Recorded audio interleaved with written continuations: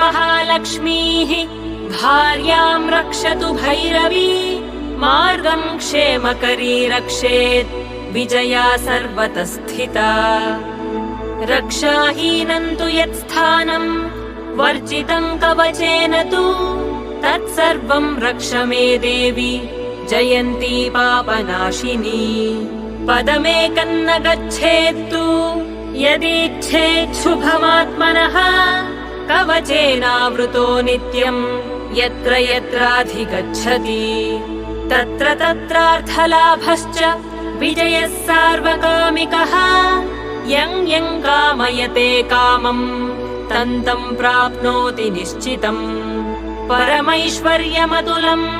प्राप्स्यते भूतले पुमान् निर्भयो जायते मर्त्यः